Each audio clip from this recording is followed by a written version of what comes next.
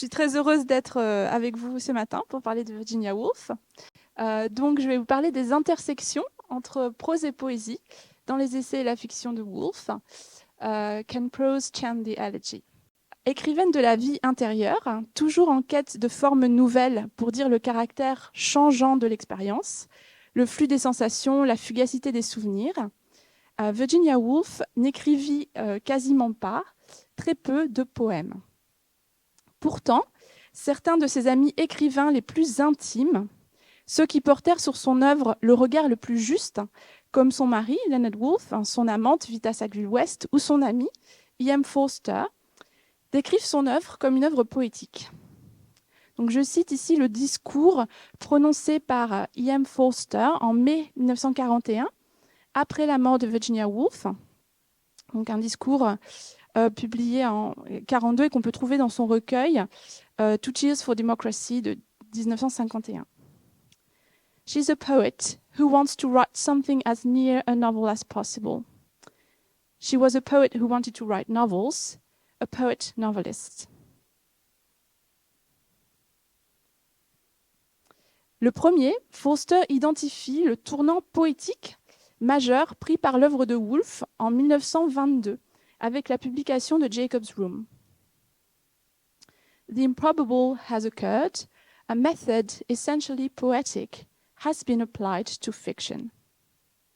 Pour Forster, cette méthode essentiellement poétique trouve son expression la plus aboutie dans Mrs. Dalloway, To the Lighthouse et The Waves. These successful works are all suffused with poetry and enclosed in it. Elle trouve également son expression dans sa dernière œuvre posthume, Between the Acts, roman dans lequel figurent des poèmes et un pageant, un spectacle historique, écrit en vers. Qu'est-ce que Forster entend par méthode poétique, donc appliquée à la fiction? Quelle place la poésie occupe-t-elle dans l'œuvre de Woolf? Et quel usage fit-elle des possibilités offertes par l'hybridation générique? Donc, Virginia Woolf est née Virginia Stephen en 1882, à l'époque victorienne. Elle a assisté aux célébrations du jubilé de diamant de la reine Victoria en 1897, dans une famille d'intellectuels du côté de son père et plutôt d'artistes du côté de sa mère. La poésie appartenait à sa culture familiale et fit donc partie très tôt de son quotidien. Dans sa jeunesse, la mère de Virginia Stephen, donc Julia Stephen, qu'on voit ici, donc c'est un portrait de Julia Margaret Cameron, la tante de Julia Stephen et grand-tante de Virginia Woolf. Donc Julia Stephen évoluait dans les cercles de poètes et d'artistes pré-raphaélites qui fréquentaient le salon londonien de sa tante Sarah Prinsep. Donc cette dernière, Sarah Prinsep, aimait s'entourer d'artistes dans sa demeure de Kensington, Little Holland House, comme le poète lauréat Alfred Tennyson, Robert Browning, son épouse Elizabeth Barrett Browning, mais aussi de peintres, George Frederick Watts, William Holman Hunt, John Everett Millais, parmi d'autres. Julia Stephen, la mère de Virginia Woolf, servit de modèle à Edward Burne-Jones. On la voit ici dans un tableau intitulé The Princess Sabra Led to the Dragon de 1866, donc en victime sacrificielle. Ou encore ici donc la figure de Marie dans une annonciation un peu plus tardive, 1879, de Burne-Jones. Elle posa aussi pour J.F. Watt, par exemple, et inspira un poème à un poète donc de l'époque, Sir Henry Taylor. Dans les mémoires qu'elle écrivit à la fin de sa vie, publiées sous le titre « Moments of Being », Virginia Woolf imagine sa mère dans le salon de Little Holland House dans les années 1860, entourée de poètes s'adonnant à leur occupation favorite, qui était de déclamer donc leurs œuvres à haute voix. The sound of music also comes from those long, low rooms where the great Watts pictures hang. Also the sound of a voice reading poetry. How easy it is to fill in the picture with set pieces that I have gathered from memoirs to bring in Tennyson in his Wide Awake. Voici donc Tennyson, qui était poète lauréat depuis 1850, donc poète officiel de la reine Victoria. Donc Tennyson jouait, en tant que poète lauréat, jouissait d'une très grande notoriété. Il était coutumier pour lui de déclamer publiquement ses poèmes les plus célèbres, comme In Memoriam, par exemple. Donc In Memoriam AHH, élégie à la mémoire de son ami de jeunesse, Arthur Henry Hallam, donc rencontré à Cambridge, mort à Vienne en 1833. Où Tennyson avait aussi l'habitude de réciter Maud, un autre de ses poèmes les plus célèbres. Bien plus tard, dans Freshwater, une comédie inspirée à Woolf par la figure un peu excentrique de sa grand-tante Julia Margaret Cameron, qui était photographe amateur, et par le cercle d'artistes qu'elle réunissait à Freshwater, sur l'île de Wight, dans sa propriété attenante à la demeure de Tennyson. Woolf prend pour cible cette tradition de la déclamation publique et dans sa pièce Freshwater, le personnage de Tennyson, qui lors de la première représentation en 1935 fut interprété par le frère de Woolf, Adrian Stephen. Donc Tennyson se met à déclamer son poème Maud aux moments les plus inopportuns. Si elle critique ses effusions lyriques, Woolf rend aussi hommage à un certain rapport à la poésie, caractéristique du 19e siècle, associé à l'oralité, donc la récitation qui perpétue la mémoire vive des mots, qui unit le dit poétique et le souffle du récitant. Et elle rend aussi hommage à la récitation collective dans sa fonction, dans sa capacité à unir une communauté. Et la fin de la première section de To the Lighthouse contient une magnifique scène de récitation collective. Donc voilà pour le côté maternel. Le père de Virginia Woolf, qu'on voit ici représenté dans un portrait de J.F. Watts, donc Leslie Stephen, qui était essayiste, biographe, qui a été rédacteur en chef du Dictionary of National Biography, avait lui aussi un goût très prononcé pour la poésie, et ce depuis l'enfance. Il comptait parmi ses proches amis donc le romancier et poète George Meredith, le poète et critique John Addington Symonds et également Thomas Hardy. Dans ses mémoires, Woolf évoque ces poètes et artistes victoriens qui fréquentaient donc la maison familiale du 22 Hyde Park Gate à Kensington, ou la maison de vacances de St. Ives en Cornouailles, où la famille Stephen passait ses étés. Donc elle les évoque, elle les décrit comme des présences familières, mais inaccessibles et d'un autre temps. Great figures stood in the background, Meredith, Henry James, Watts, Burns-Jones. My memories of them are strong, but only of figures looming large in the distance. Et pour Woolf, la poésie victorienne de Tennyson, Matthew Arnold est associée à un monde vite disparu, donc, puisqu'elle perdit sa mère en 1895 quand elle avait 13 ans, sa demi-sœur Stella en 1897, son père en 1904 et son frère Toby en 1906. Et à la mort de son frère, elle reçut son exemplaire de In Memoriam de Tennyson, et également un exemplaire des poèmes de Tennyson que possédait Toby et qu'elle conserva plus tard dans sa bibliothèque. Donc, dans un essai de 1906 intitulé Impressions of Sir Leslie Stephen, l'un des tout premiers essais publiés par Woolf, donc 2 ans après la mort de son père, dans la biographie, donc un essai inclus dans la biographie rédigée par l'ami de Stephen, Frederick Maitland. Elle évoque, avec un mélange de tendresse et d'humour, le goût de son père pour la poésie et la tradition qui s'était instaurée, donc des lectures à la fois de romans et aussi de poèmes. His memory for poetry was wonderful. He could absorb a poem that he liked almost unconsciously from a single reading, and it amused him to discover what odd fragments and often quite second-rate pieces had stuck to him, as he said, in this way. He had long ago acquired all the most famous poems of Wordsworth, Tennyson, Keats, and Matthew Arnold among the moderns. He knew many of Mr. Rudyard Kipling's ballads by heart and shouted Sir Henry Newbold's Admiral's All at the top of his voice as he went about the house or walked in Kensington Gardens, to the surprise of nursery maids and park keepers. The poets whose work he most cared to recite were, I think, Wordsworth, Tennyson, and Matthew Arnold, whose Scholar Gypsy was one of his greatest favorites. He very much disliked reading poems from a book, and if he could not speak from memory, he generally refused to recite at all. His recitation, or whatever it may be called, gained immensely from this fact. For as he lay back in his chair and spoke the beautiful words with closed eyes, we felt that he was speaking not merely the words of Tennyson or Wordsworth, but what he himself felt and knew. Thus many of the great English poems now seem to me inseparable from my father. I hear in them not only his voice, but in some sort his teaching and belief. Donc si Woolf se moque ici encore du côté histrionique de ses effusions lyriques, l'épanchement incontrôlé des sentiments, donc Leslie Stephen faisait sursauter les personnes qu'il croisait à Kensington en récitant de la poésie.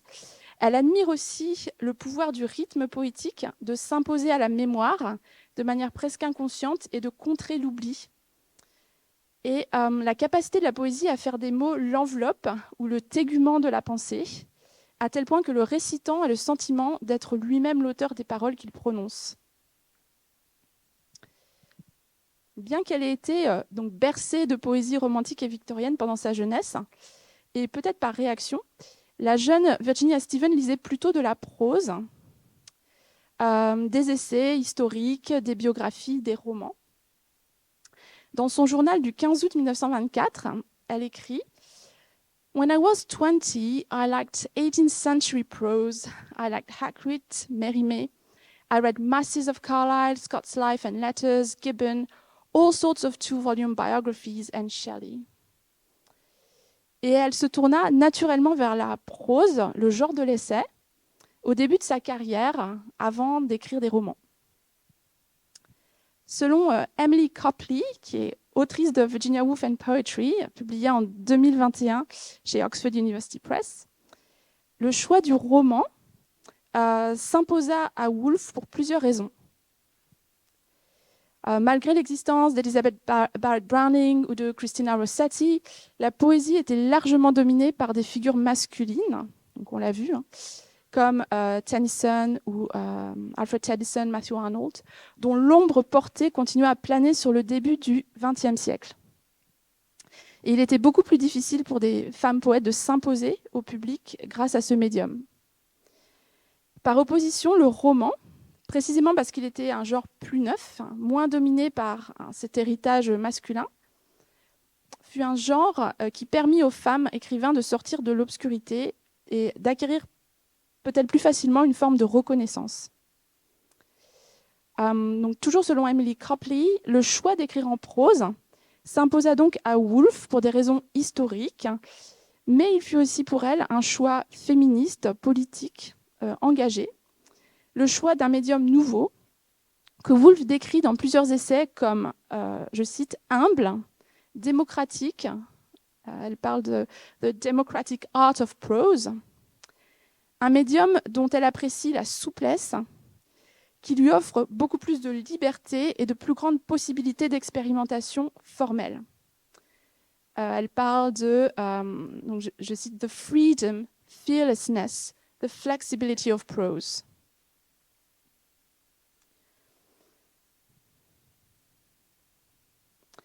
Dans la compétition entre les genres, prose et poésie, qui se développe au XIXe et début du XXe siècle du fait de l'ascension du roman, Woolf prend délibérément le parti de la prose. Dans plusieurs essais donc que je vais citer, elle prend acte du déclin de la poésie lyrique, qu'elle associe explicitement à la génération de ses pères, The Generation of Our Fathers, et qui est désormais incapable, selon elle, d'exprimer, je cite, les émotions monstrueuses, hybrides et insoutenables de la modernité. Dans un essai de 1920, intitulé English Prose, consacré à une anthologie d'écrits en prose, A Treasury of English Prose, de Logan Pearsall Smith, Woolf décrit la poésie lyrique, quel genre donc, au masculin, comme un vieux potentat, a fine old potentate, une forme instituée, entravée par des contraintes formelles jugées obsolètes, voilà, comme la rime, limitée à des sujets nobles, exerçant une forme de domination patriarcale, quand même le terme old potentate est assez fort, et surtout donc tournée vers le passé. Elle décrit au contraire la prose, donc genrée au féminin, this beautiful English prose, comme une forme humble, capable d'embrasser tous les sujets, même les plus communs, en prise avec la vie ordinaire, la matière du quotidien, qui est précisément le domaine que Woolf veut explorer, auquel elle veut donner une visibilité dans son œuvre. Et Woolf écrit que ce désir d'embrasser tous les sujets a doué la prose d'une forme d'inventivité et de souplesse qu'elle juge étrangère à la poésie.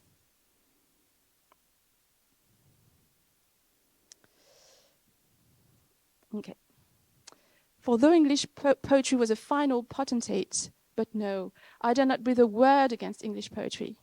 All I will venture is a sigh of wonder and amazement that when there is prose before us with its capacities and possibilities, its power to say new things, make new shapes, express new passions, young people should still be dancing to a barrel organ and choosing words because they rhyme. Woolf mobilise des images similaires dans un autre essai de 1927, Poetry, Fiction and the Future, également dans un essai de 1929 intitulé Phases of Fiction. Voilà, elle écrit donc dans Poetry, Fiction and the Future for our generation and the generation that is coming, the lyric cry of ecstasy or despair, which is so intense, so personal and so limited, is not enough. Poetry has always been overwhelmingly on the side of beauty. She has always insisted on certain rights, such as rhyme, meter, poetic diction. She has never been used for the common purpose of life. Prose has taken all the dirty work onto her own shoulders, has answered letters, paid bills, written articles, made speeches, served the needs of businessmen, shopkeepers, lawyers, soldiers, peasants.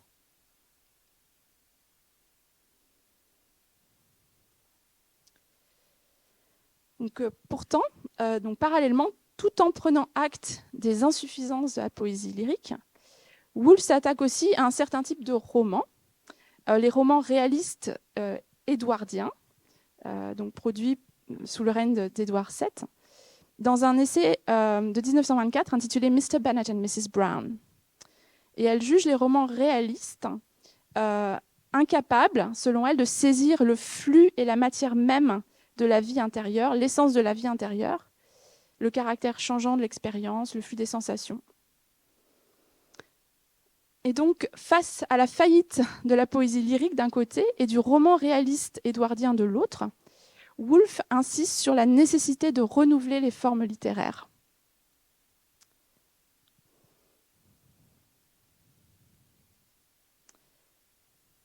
À partir des années 1920, la période identifiée par E.M. Forster comme marquant un tournant dans la carrière de Woolf, elle se met à lire beaucoup plus de poésie.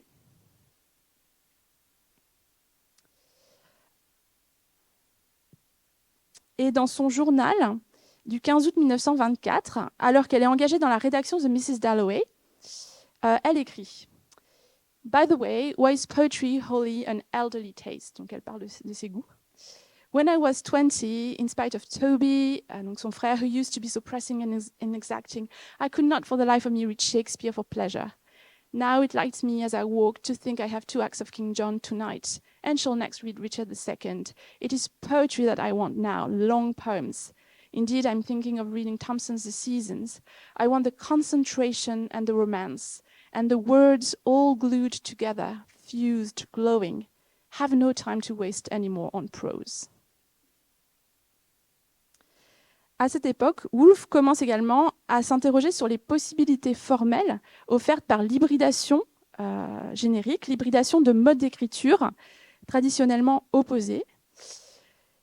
Et elle prend consciemment appui sur la poésie pour définir une nouvelle méthode d'écriture, donc ce que Forster appelait cette méthode essentiellement poétique, et pour produire ce que des critiques comme Stella McNichol, Ralph Friedman et Emily Copley désignent sous le terme de roman lyrique. Donc Jacob's Room, Mrs. Dalloway, To the Lighthouse, The Waves. Donc, ce que Woolf, en se tournant vers la poésie, donc ce qu'elle cherche, ce sont tout d'abord des effets, on le voit, de concentration et d'intensité. Dans un essai de 1916 intitulé Mr. Symonds's Essays, elle écrit « The form of prose produces prolonged and cumulative effects. The form of poetry produces instant and intense effects. » Dans un essai de 1926, How Should One Read a Book, Woolf écrit que lorsqu'on lit de la poésie, l'expérience est beaucoup plus immédiate et intense. On lit avec les sens plutôt qu'avec l'intellect. On est libéré de la fonction bassement mimétique ou représentationnelle de la littérature. Its power of make-believe, its representative power is dispensed with in favor of its extremities and extravagances. Et on peut explorer les possibilités donc, d'une écriture non plus simplement représentationnelle, mais figurale. Donc, je la cite, « Metaphors are then more expressive than plain statements ». Donc, un mode d'écriture qui crée des liens nouveaux, tensionnels, entre la chose représentée et son image. So we need all our energies to grasp the relation between the representation and the thing represented. Ce qui permet d'explorer des émotions nouvelles, contradictoires, la partie obscure de la psyché humaine, the dark side of the mind, qui est en lien avec donc, l'autre face du langage, la solitude, le silence, le non-dit. Dans Poetry, Fiction and the Future, donc un essai issu d'une conférence donnée quelques mois après la publication de To the Lighthouse, Woolf prédit que dans la compétition entre les genres, c'est la prose qui va l'emporter, car elle est seule capable d'exprimer ces émotions nouvelles, donc les émotions monstrueuses, hybrides, insoutenables de la modernité. Mais elle écrit que la prose va devoir assumer, ou plutôt absorber, certaines des fonctions de la poésie, faire alliance avec la poésie pour exprimer ces émotions nouvelles. Et Woolf se prend à imaginer, à concevoir une nouvelle forme de roman, je la cite, écrit en prose, mais dans une prose qui aurait les caractéristiques de la poésie, qui aurait l'intensité de la poésie, tout en continuant à prendre pour objet la vie ordinaire. Donc je cite cet essai. That Cannibal the novel, which has devoured so many forms of art, will by then have devoured many more, even more. We shall be forced to invent new names for the different books which masquerade under this one heading. And it is possible that there will be among the so-called novels one which we shall scarcely know how to christen. It will be written in prose, but in prose which has many of the characteristics of poetry. It will have something of the exaltation of poetry, but much of the ordinariness of prose. Donc Woolf décrit ici à la fois certaines des caractéristiques formelles des romans produits dans les années 20 et des caractéristiques de son roman à venir, The Waves. Elle suggère que l'alliance avec la poésie peut libérer le roman des conventions réalistes, de sa fonction représentationnelle, en empruntant à la poésie lyrique sa capacité à exprimer la vie intérieure et les émotions sous forme de soliloques solitaires. Ce nouveau roman lyrique permettra de révéler des aspects de la vie intérieure jusque-là inexplorés. Donc ce nouvelle sorte de roman, it will resemble poetry in this that it will give not only how many people's relations to each other and their activities together, as the novel has hitherto done, but it will give the relation of the mind to general ideas and its soliloquy in solitude. Donc on voit que le monologue intérieur woolfien aurait donc partie liée avec des formes poétiques, lyriques ou dramatiques. Et on peut penser par exemple au lien avec le monologue dramatique victorien, donc, de Tennyson ou Browning. Donc pour Woolf, ces soliloques solitaires permettent d'explorer non pas seulement les relations interpersonnelles, comme le fait habituellement le roman, mais donnent accès à quelque chose de plus impersonnel, ressenti dans l'intimité de la conscience. Cette association entre la prose, donc forme longue, et la poésie, forme courte et intense, pose beaucoup de questions formelles, lui pose beaucoup de questions formelles. Donc celle du lien entre la partie et le tout. Comment saisir l'intensité du moment et l'intégrer à une forme plus longue, donc celle du roman. Et éviter ce que Woolf décrit comme des purple patches, des morceaux de bravoure poétique, insérés maladroitement dans la prose, donc, et qui interrompent son flux et sa continuité. Et donc elle pose ces questions formelles, toujours dans cet essai Poetry, Fiction and the Future. But can prose, we may ask, adequate though it is to deal with the common and the complex, can prose say the simple things which are so tremendous, give the sudden emotions which are so surprising? Can it chant the elegy, or hymn the love, or shriek in terror, or praise the rose, the nightingale, or the beauty of the night? One has always a feeling of discomfort in the presence of the purple patch or the prose poem. Woolf veut donc parvenir à intégrer parfaitement les deux formes, seamlessly, éviter les effets de discordance, donner accès au soliloque solitaire des consciences sans reprendre la main de manière autoritaire ou égotiste, comme le font selon elle certains auteurs du 19e. Elle écrit par exemple dans ses essais que dans leur roman, Thomas Hardy, George Meredith, Charlotte Bronte ne parviennent pas à s'effacer toujours derrière leurs personnages. Elle parle de morceaux de bravoure poétique qui peuvent verser dans l'égotisme ou le sentimentalisme. When the author is speaking to us through his characters, the characters cannot express the poetry with which the writer himself is charged through their own lips. And thus the expression is left to the writer. Donc la solution à laquelle parvient Woolf, donc cette solution formelle, intégrer les moments d'intensité poétique dans la forme longue du roman, correspond à l'écriture par scène.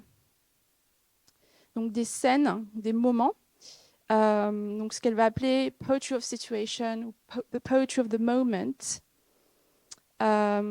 qui défend la linéarité de l'intrigue traditionnelle, tout en condensant la signification d'ensemble du roman, et qui permettent l'intégration naturelle de moments d'intensité poétique, concentrés sur l'intériorité, à la forme plus longue du roman. Donc dans Phases of Fiction,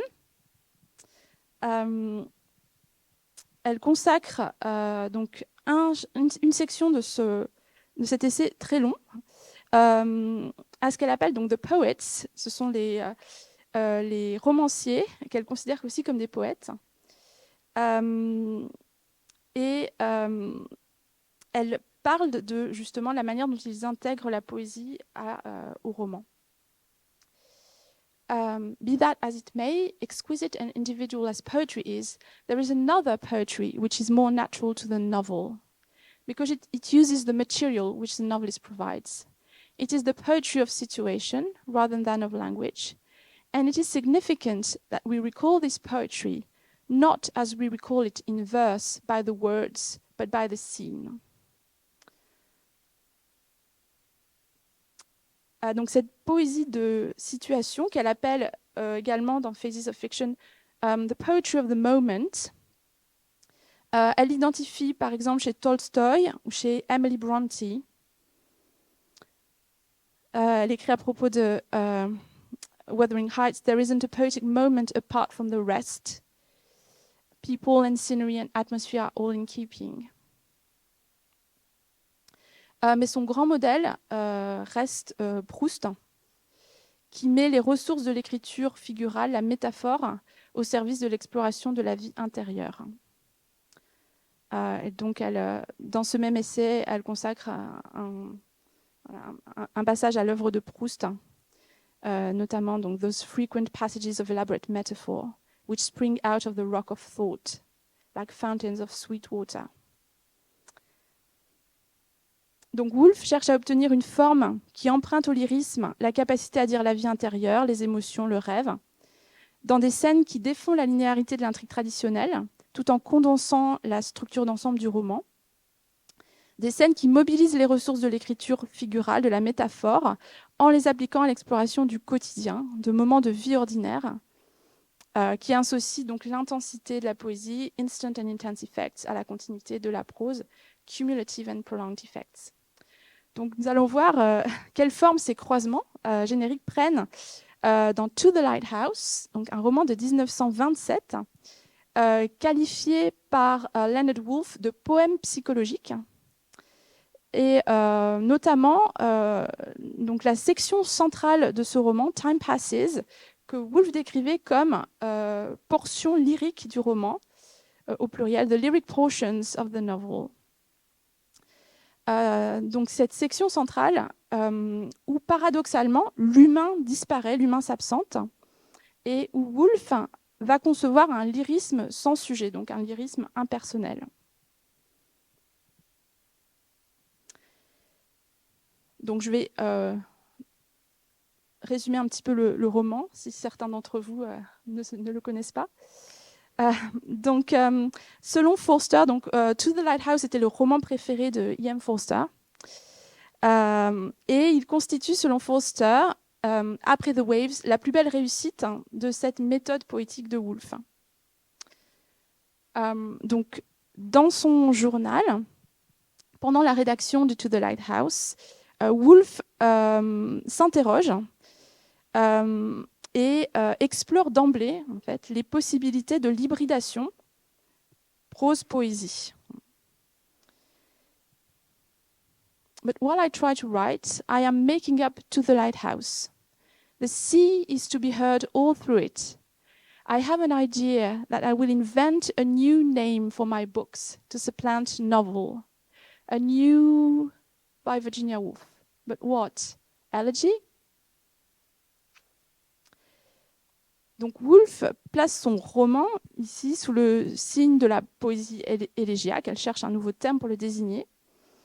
Mais pendant toute la période de la phase de composition, de relecture et après la publication du roman, elle redoute les écueils du sentimentalisme et de l'effusion. Elle a très peur d'être jugée sentimentale parce que c'est le roman qui a le plus d'éléments autobiographiques, qui parle d'éléments très proches de la vie de Woolf elle-même. Donc elle redoute le jugement des critiques. The word sentimental sticks in my gizzard. This theme may be sentimental, father and mother and child in the garden, the death, the sale to the lighthouse. Then this impersonal thing which I'm dared to do by my friends, the flight of time and a consequent break of unity in my design. That passage, I conceive the book in 3 parts. 1, at the drawing room window. 2, 7 years past. 3, the voyage, interests me very much. A new problem like that breaks fresh ground in one's mind, prevents the regular ruts. Donc, To the Lighthouse est divisé en 3 sections, comme vous le voyez. La première, The Window, se situe avant la Première Guerre mondiale, à une époque que l'on peut situer, donc qui correspond au règne d'Édouard VII ou de George V, mais qui symboliquement évoque l'enfance victorienne de Virginia Stephen.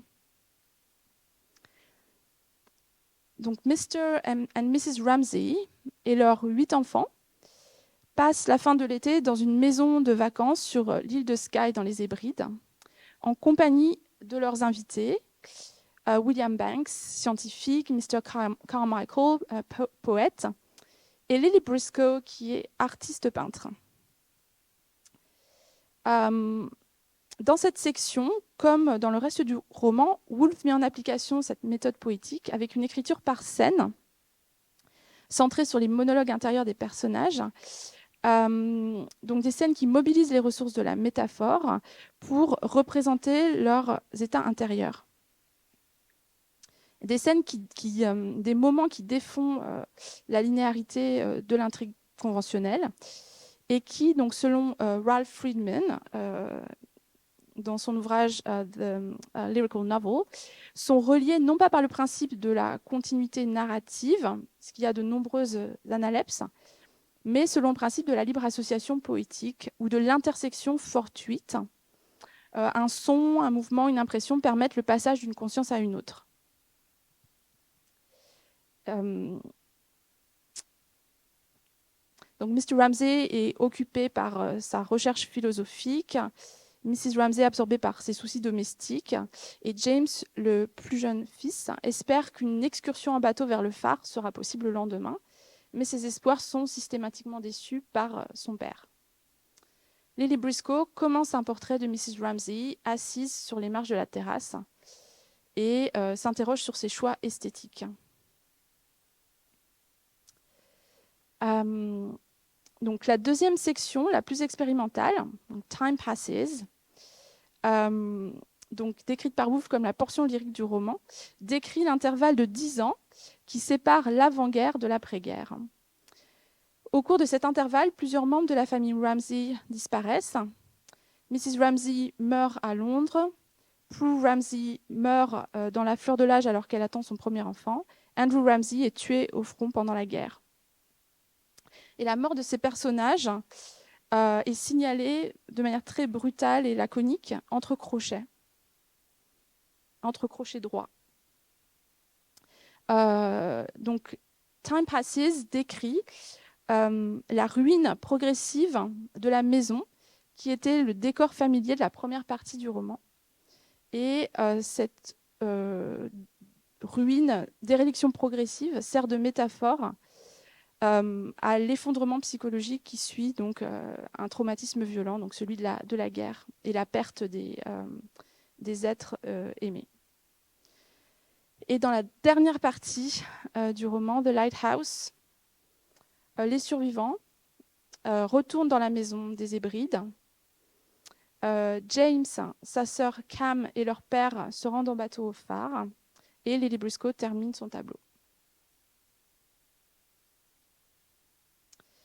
Donc, je vais donc proposer d'examiner comment la poésie est intégrée donc, à la prose dans To the Lighthouse. Donc, on a identifié la méthode poétique de Woolf, la logique de la libre association entre les scènes qui informent la structure d'ensemble du roman, mais la poésie apparaît également sous d'autres formes. Donc telles que la citation, l'allusion, l'écho. Dans la première section, The Window, Woolf convoque et intègre à la prose certains intertextes poétiques victoriens qu'elle transforme pour évoquer les états intérieurs de ces personnages, mais aussi donner au texte qu'elle convoque une portée, une résonance nouvelle. Donc l'exemple le plus commenté et donc la citation d'extrait d'un poème d'Alfred Tennyson, The Charge of the Light Brigade. Donc, dans plusieurs scènes de la section 1, la réflexion de Mrs. Ramsay, dont on suit les pensées, est interrompue brutalement par la déclamation assez histrionique par son époux, Mr. Ramsay, de vers extraits d'un poème de Tennyson, donc très célèbre, The Charge of the Light Brigade, un poème rédigé en 1854 en l'honneur des soldats de la brigade légère morts au combat pendant la bataille de Balaklava, qui est l'un des épisodes les moins glorieux de la guerre de Crimée. Donc, le poème de Tennyson apparaît d'abord sous la forme d'un vers en retrait, Suddenly, a loud cry, as of a sleepwalker, half roused, something about stormed out with shot and shell, sung out with the utmost intensity in her ear, made her turn apprehensively to see if anyone heard him. Only Lily Briscoe she was glad to find, and that did not matter. Donc les vers de Tennyson sont d'abord en retrait, absorbés progressivement par la prose. Les vers ménagent une transition vers le flux de conscience d'un autre personnage, Lily Briscoe. Donc on les voit ici qui apparaissent entre guillemets. Et Woolf y introduit un changement imperceptible. Donc on est dans le flux de pensée. Elle évoque ici le flux de pensée de Mr. Ramsay. Et dans la conscience de Mr. Ramsay, on voit que le personnage s'identifie aux soldats donc célébrés par le poème de Tennyson. Donc dans le poème de Tennyson, les soldats sont désignés à la troisième personne. Boldly they rode and well. Cannon to right of them, cannon to left of them, cannon in front of them. Volleyed and thundered, stormed out with shot and shell. Boldly they rode and well. Into the jaws of death, into the mouth of hell, rode the 600. Et Mr. Ramsay s'identifie en fait secrètement aux soldats, mais surtout au commandant qui lança l'assaut. Boldly we rode and well. Et met en scène dans son petit théâtre intérieur son sacrifice, son dévouement et son sacrifice à la cause du savoir. En fait, il est lancé dans une quête philosophique dont on comprend qu'elle sera vaine. Et il s'imagine ici à la tête de ces hommes menant un assaut condamné à l'échec.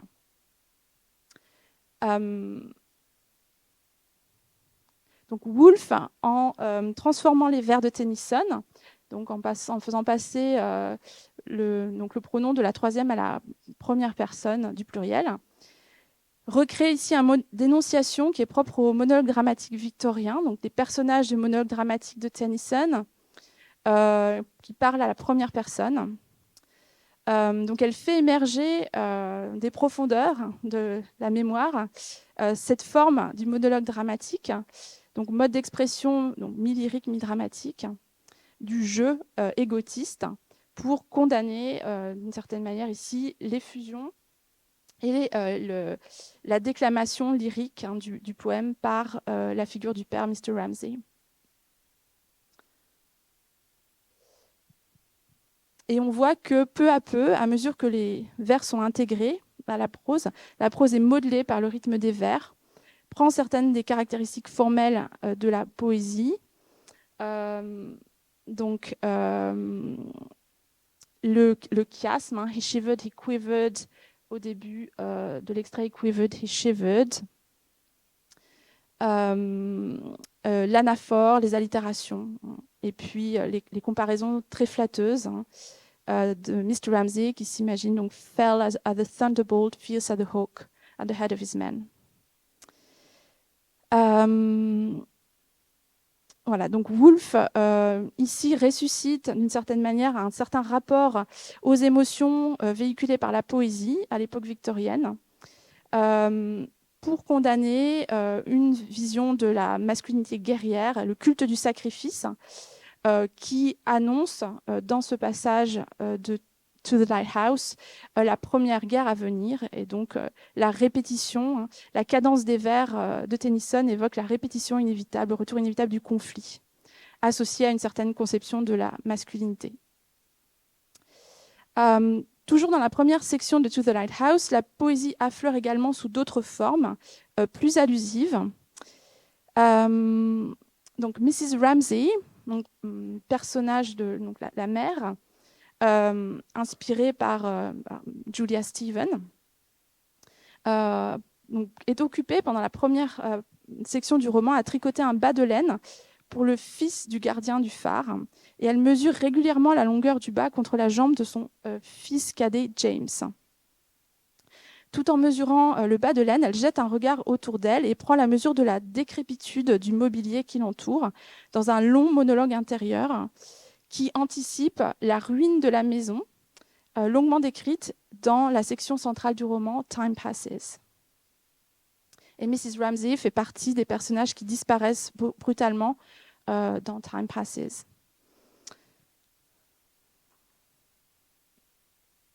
Et quand elle réalise finalement que le bas qu'elle est en train de tricoter est trop court, elle est traversée par une soudaine tristesse, comme si la taille de ce bas de laine, it's too short, lui évoquait la finitude de l'existence.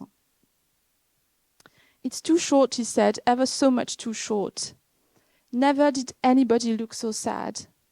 Bitter and black, halfway down in the darkness, in the shaft which ran from the sunlight to the depths, perhaps a tear formed, a tear fell. The waters swayed this way and that, received it, and were at rest. Never did anybody look so sad. Donc, une larme peut-être se forma, amère et noire, dans les ténèbres. À mi-chemin du puits qui conduisait de la lumière du jour jusqu'au tréfonds, une larme coula.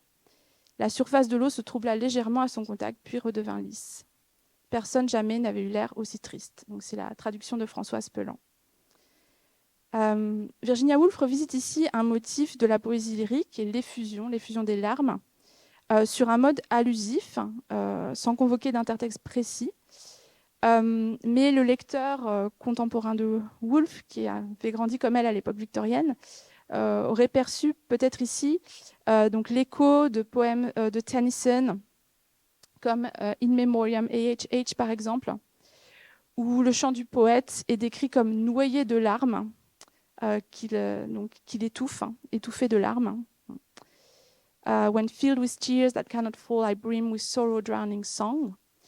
Ou un autre poème de Tennyson, Tears, Idle Tears, écrit à l'automne 1834, quelques mois après la mort de Arthur Hallam. Donc un poème que Woolf appréciait tout particulièrement, et à propos duquel elle écrivit The beauty of it is so much greater than we remembered that we take down Tennyson at once. Donc, il s'agit d'un poème sur le thème du tempus fugit, donc qui évoque la perte des êtres chers et l'impuissance du sujet face au passage du temps et la montée incontrôlée des larmes. Tears, idle tears, I know not what they mean. Tears from the depths of some divine despair rise in the heart and gather to the eyes, in looking on the happy autumn fields and thinking of the days that are no more. Le lecteur contemporain de Woolf aurait sans doute reconnu aussi des allusions aux pleureuses qui apparaissent dans les poèmes de Tennyson, donc Mariana par exemple. Donc le texte porte la trace de ces résonances poétiques, la structure en miroir, les échos sonores qui travaillent la matière verbale, les allitérations, donc bitter and black, down in the darkness, to the depths, a tear formed, a tear fell. Le choix du lexique archaïque waters et non water. L'isocolon, a tear formed, a tear fell, sont autant de marqueurs qui font émerger la poésie sous la surface de la prose. Donc, si elle reprend ce motif lyrique, Woolf le détourne pour servir son propre projet esthétique. Comme elle l'indique dans son journal, il s'agit pour elle d'atteindre une forme de lyrisme impersonnel, en évitant tout sentimentalisme, donc d'atteindre un plus grand degré d'abstraction. Et dans cet extrait, centré sur la larme, on quitte le monologue intérieur de Mrs. Ramsay, et soudain le point de vue devient insituable. À qui Mrs. Ramsay inspire-t-elle cette image? Qui la juge sad? Never did anybody look so sad. On était jusqu'à présent dans son flux de pensée. Est-ce Lily Briscoe qui est en train de réaliser son portrait, qui la regarde? Est-ce James, son fils? Donc probablement pas. Mr. Banks, dont on va ensuite pénétrer le discours, le monologue intérieur. Donc le point de vue sur le sujet est insituable.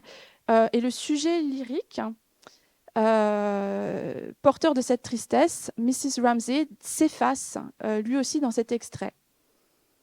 Donc le sujet lyrique est remplacé par l'évocation d'un état intérieur abstrait, représenté par la chute d'une larme, a tear, vers les profondeurs insondables d'un puits.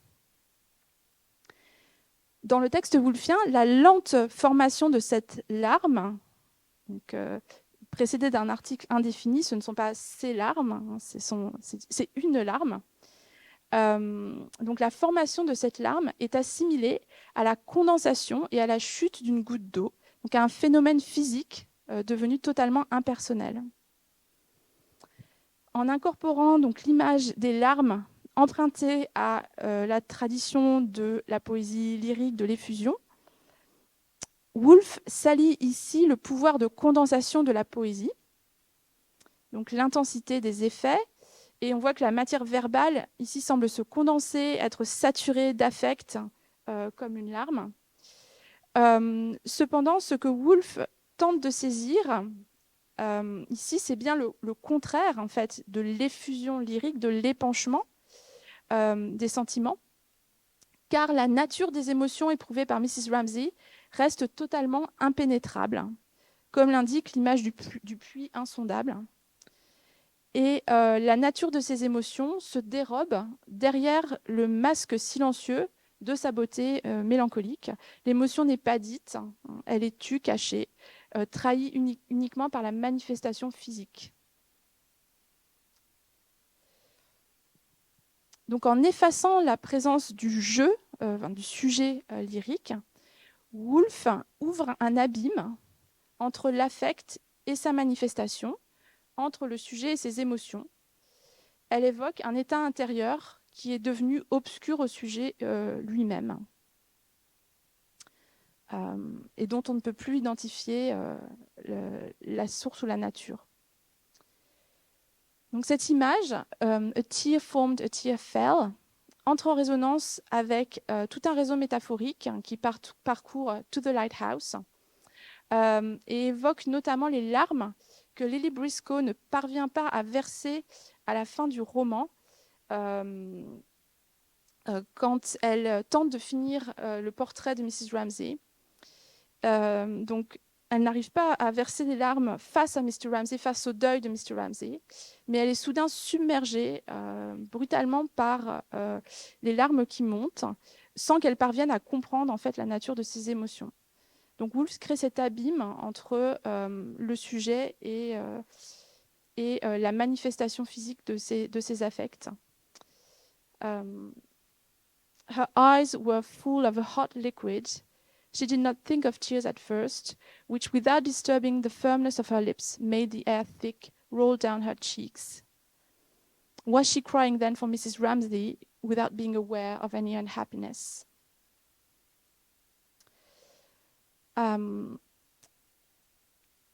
Mais c'est sans doute donc dans la deuxième section du roman, Time Passes, que Woolf va le plus loin dans sa redéfinition du lyrisme, qu'elle tente d'atteindre une forme paradoxale de lyrisme sans sujet. Donc la deuxième section du roman, Time Passes, décrit le passage du temps, l'intervalle de 10 ans qui sépare l'avant-guerre de l'après-guerre, et la lente déréliction de la maison abandonnée par les habitants, tombe progressivement en ruine et envahie par la végétation. Donc, dans son journal, Woolf écrit « Yesterday, I finished the first part of To the Lighthouse, and today began the second. I cannot make it out. Here is the most difficult abstract piece of writing. I have to give an empty house, no people's characters, the passage of time, all eyeless and featureless with nothing to cling to. » Donc la technique narrative change radicalement dans Time Passes, puisque comme l'écrit Woolf ici, la voix narrative ne peut plus se raccrocher aux consciences individuelles des personnages qui ont quitté la maison. Elle ne peut plus circuler entre elles. Donc Woolf ici renonce au support du personnage. It is all eyeless and featureless with nothing to cling to. La présence humaine s'efface peu à peu, les habitants s'endorment d'abord, puis on apprend qu'ils ont quitté la maison, qui reste vide pendant 10 ans, à l'exception de la présence de la femme de ménage qui vient régulièrement pour essayer de sauver, sauver la maison, Mrs. McNabb. Woolf renonce aussi à la cohérence temporelle et donc selon notre collègue Chantal Delourme, qui a écrit un très bel article sur Time Passes, donc la figure la nuit dans Time Passes, la logique représentationnelle est gagnée peu à peu par un mode d'écriture figurale, un mode de figuration, ou plutôt de défiguration poétique, qui permet à Woolf de dire l'absence.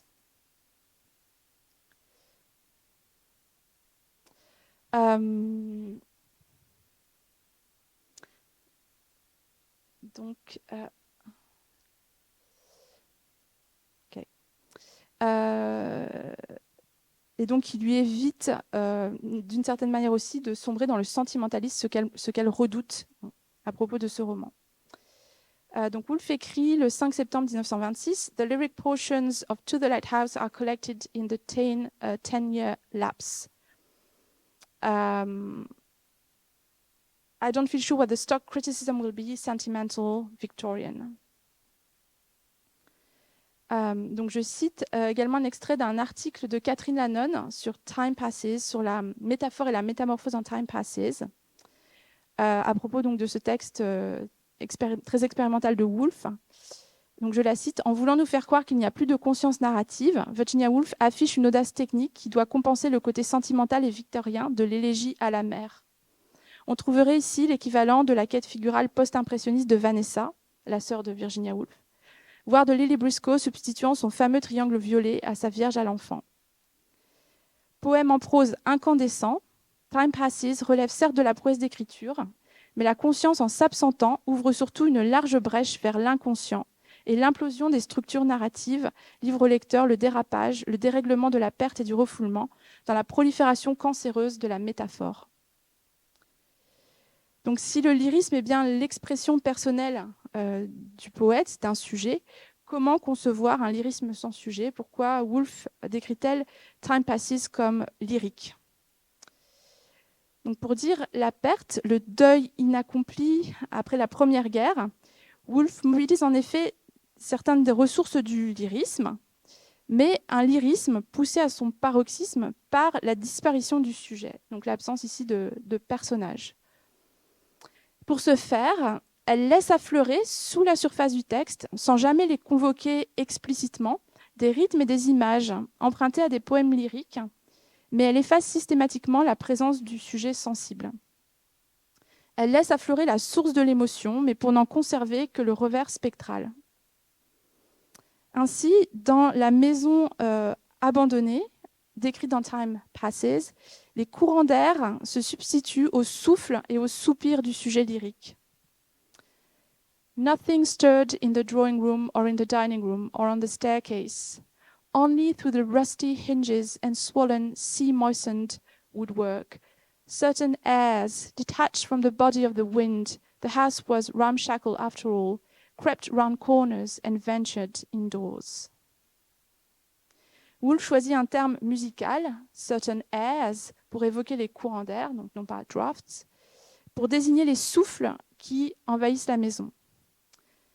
Bien qu'ils soient détachés du corps du vent, ils sont detached from the body of the wind, ces petits airs accomplissent certaines des fonctions du sujet sensible. Ils respirent, ils sont décrits comme des souffles moites, clammy breaths. Ils soupirent et se lamentent. All sighed together. All together gave off an aimless gust of lamentation. En circulant à travers le bois gonflé, imbibé d'humidité marine, the swollen sea-moistened woodwork, on a l'impression qu'ils se chargent des larmes qui gonflent des yeux invisibles.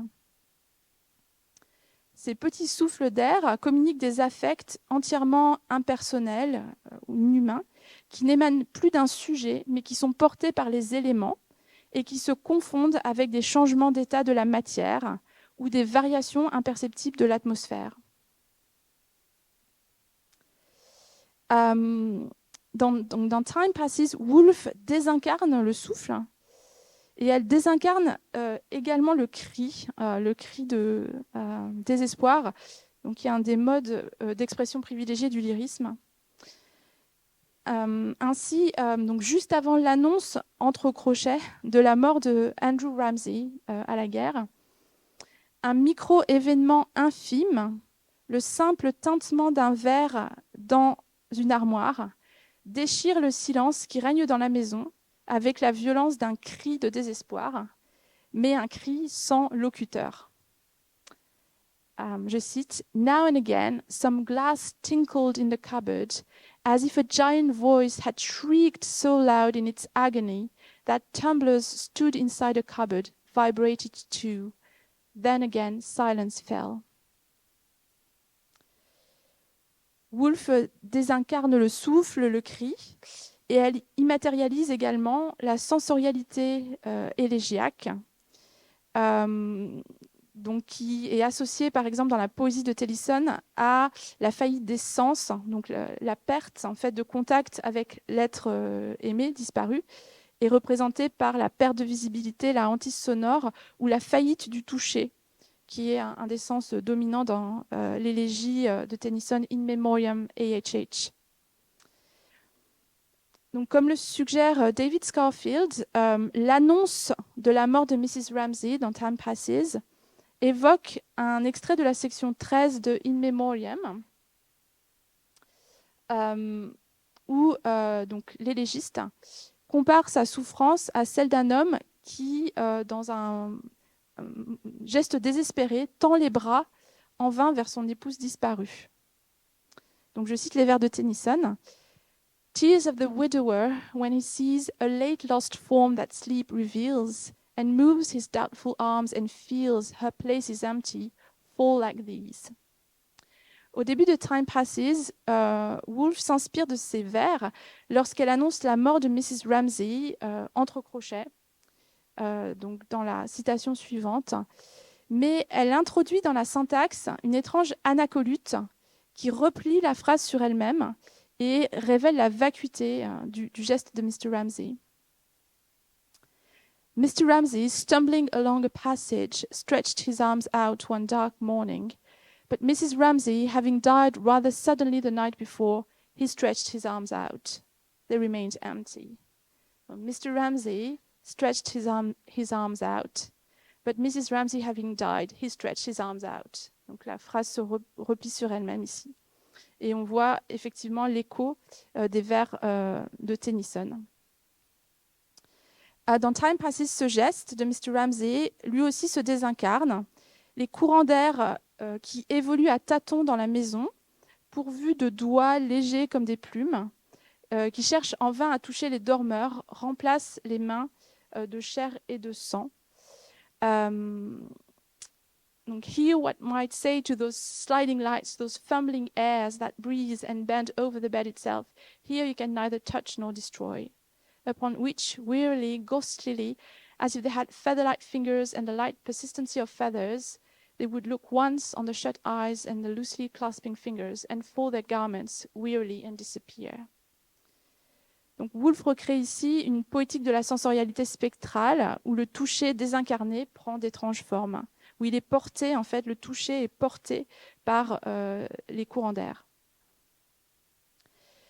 Pour saisir l'expérience d'une perte impossible à surmonter, tout en effaçant la présence du sujet, Woolf réinvestit également les perceptions hallucinées de certains héros ou héroïnes tennysoniens, pétrifiés dans le temps suspendu d'une attente vaine, l'attente de celui qui ne reviendra jamais, ou pétrifiés dans un deuil impossible.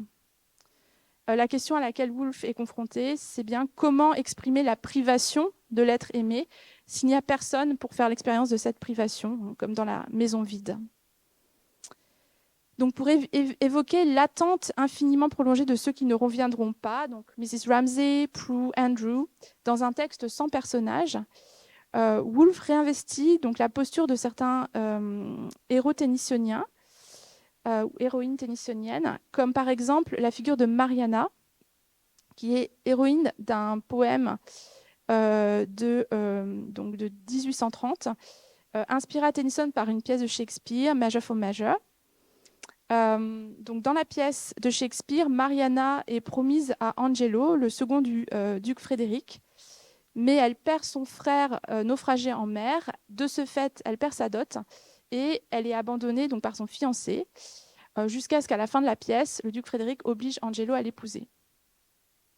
Dans le poème de Tennyson, Mariana est figée dans l'attente de son amant qui ne viendra pas, en tout cas pas dans le poème. Donc elle attend son amant en vain dans un mémoire entouré par une douve, donc a moated grange. Elle incarne donc une des grandes figures tennysoniennes, la femme recluse, comme l'héroïne du poème The Lady of Shalott, qui ne parvient pas à faire le deuil d'un amour impossible. Donc, tout au long du poème, les paroles de Mariana se réduisent à un écho monotone, une incantation monotone, une formule récurrente. He comes not, il ne vient pas. Donc le temps passe, mais rien ne change. Et donc Mariana est une incarnation de la mélancolie, et donc figée dans l'attente. Le poème se déploie selon une temporalité paradoxale qui est à la fois cyclique et suspendue. Donc tout se modifie imperceptiblement, la lumière, les heures, les saisons, mais rien ne change. Et cette stase, donc, dans cette immobilité cyclique, chaque jour reproduit le précédent sans produire le retour de l'amant qu'elle attend.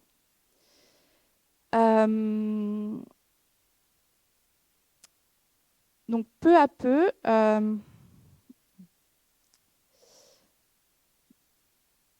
donc le monde extérieur redouble cette stagnation ou cette stase intérieure.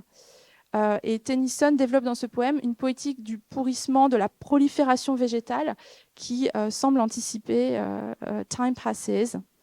Donc les parterres de fleurs sont recouverts peu à peu de moisissures. Il décrit également des eaux noires et stagnantes.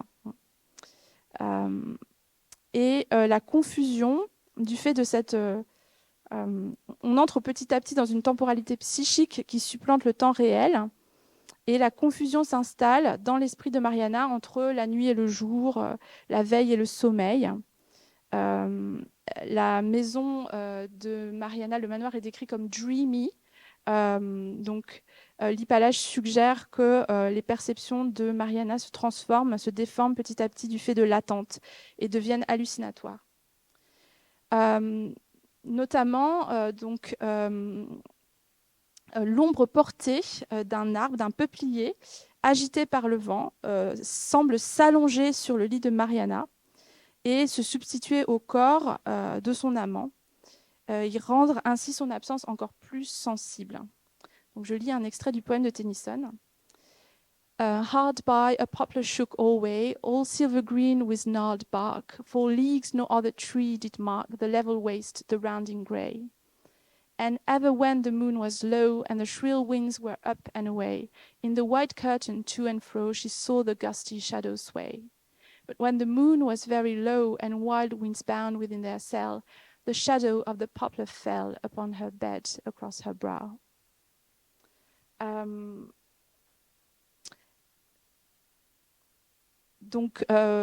Mariana semble entrevoir les visages de présence disparus, entendre résonner leurs pas et leur voix qui l'appelle depuis le dehors. Elle est dans un état entre la veille et le sommeil. All day within the dreamy house, the doors upon their hinges creaked, the blue fire sung in the pane, the mouse behind the mouldering wainscot shrieked, or from the crevice peered about. Old faces glimmered through the doors, old footsteps trod the upper floors, old voices called her from without. Donc, l'ombre du peuplier semble s'allonger sur son lit. Les vents sont décrits comme wooing, le vent de wooing wind. Donc les rayons du soleil prennent aussi les traits de son amant, se mêlent donc prennent les traits de son amant et les souvenirs de Mariana se mêlent à l'anticipation d'un retour qui sera toujours différé. But most she loathed the hour when the thick-moted sunbeam lay athwart the chambers, and the day was sloping toward his western bower. Donc il me semble que dans Time Passes, Woolf mobilise ses échos tennysoniens afin d'évoquer donc la confusion entre veille et sommeil qui caractérise l'attente vaine, donc dans un texte sans personnage où le sujet lyrique s'est effacé.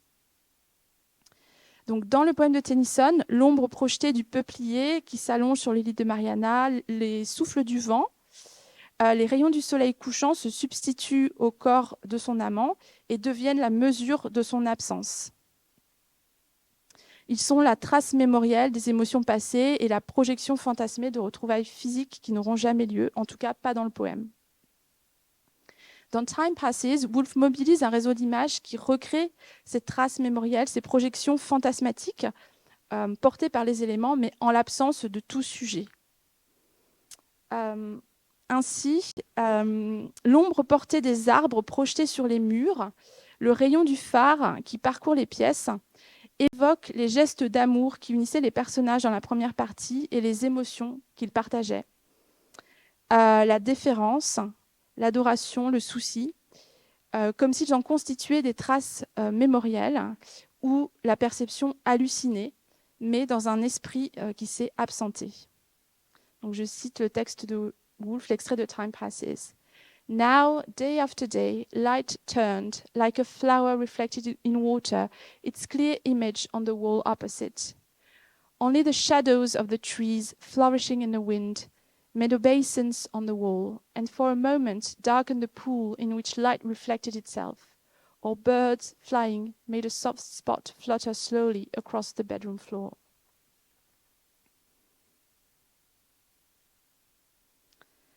Donc l'ombre projetée des arbres reproduit, en fait, semble évoquer le sentiment de déférence, to make obeisance, donc le mouvement de respect, que Mrs. Ramsay inspirait aux autres personnages dans la première section du roman. Donc l'image de la lumière qui se penche sur le mur, qui glisse sur le mur, reproduit l'adoration, le mouvement d'adoration d'une mère penchée sur son enfant endormi. Donc voilà, d'autres exemples structurent la suite du texte. Now in the heat of summer, the wind sent its spice about the house again. When darkness fell, the stroke of the lighthouse, which had laid itself with such authority upon the carpet in the darkness, tracing its pattern, came now in the softer light of spring, mixed with moonlight, gliding gently, as if it laid its caress and lingered stealthily and looked and came lovingly again. But in the very lull of this loving caress, the rock was rent asunder. Another fold of the shawl loosened. There it hung and swayed. Donc le rayon du phare glisse sur les murs comme une mère caresse le front de ses enfants au moment du coucher et s'attarde dans leur chambre pour vérifier qu'ils dorment paisiblement. Donc tout comme Mrs. Ramsay dans la première section du roman. Comme dans le poème de Tennyson, la lumière varie imperceptiblement, marque le passage du temps, mais personne n'est là pour l'observer.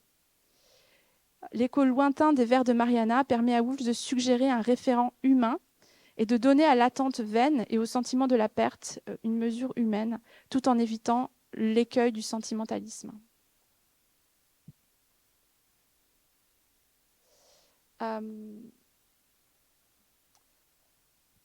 Donc, dans ce texte que Woolf décrit comme « eyeless », elle imagine également d'étranges modalités de vision sans yeux. Et il me semble qu'elle convoque également un autre intertexte poétique. Je ne vais pas avoir le temps d'explorer en détail, mais donc un autre poème victorien central, The Lady of Shalott de Tennyson. Donc un poème de 1832, revu en 1842, dans lequel donc, le personnage principal, la dame de Shalott, a été frappée par un sortilège. Elle est enfermée dans sa tour et ne peut pas tourner les yeux vers le monde extérieur, donc vers Camelot, ou alors au prix de sa vie.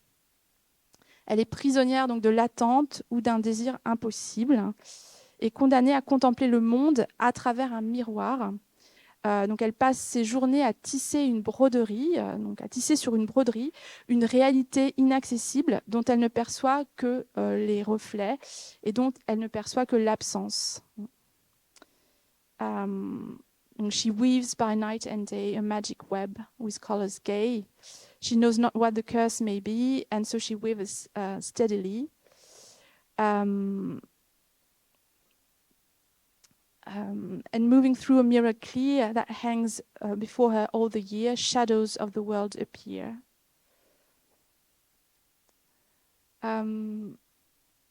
Donc, lorsqu'enfin elle tourne le regard vers l'extérieur, donc vers Lancelot qui passe sous sa fenêtre, le miroir se brise et elle est alors condamnée à disparaître et à s'effacer elle-même du monde. Au cœur de Time Passes, Woolf imagine un miroir qui contient en creux les reflets de présence disparue et qui ne reflète plus du monde que l'absence. Donc je cite Time Passes, what people had shed and left, a pair of shoes, a shooting cap, some faded skirts and coats in wardrobes. Those alone kept the human shape, and in the emptiness indicated how once they were filled and animated, how once hands were busy with hooks and buttons, how once the looking glass had held a face, had held a world hollowed out, in which a figure turned, a hand flashed, the door opened, in came children rushing and tumbling, and went out again. L'évocation du miroir, donc, qui ne reflète du monde que l'absence, l'évocation de la figure de la recluse condamnée à percevoir le monde dans ce miroir, donc percevoir le monde en creux, permet peut-être, là encore à Woolf, de donner une mesure humaine à l'attente, à la privation de l'être aimé dans un texte où le sujet, les personnages ont disparu. Dans son ouvrage sur le lyrisme, Jean-Michel Maupoy définit le lyrisme comme une aspiration à disparaître. Il écrit que, je le cite, « Le poète moderne apporte de singulières réponses élocutoires à sa propre disparition ». À la lecture de Time Passes, on peut donc se demander si Virginia Woolf révèle la faillite du lyrisme, la mise en crise du lyrisme, son incapacité à dire la perte après la Première Guerre, ou au contraire, si elle pousse le lyrisme vers sa limite, qui est précisément la disparition du sujet. Voilà, donc je vais conclure sur cette image. Merci beaucoup.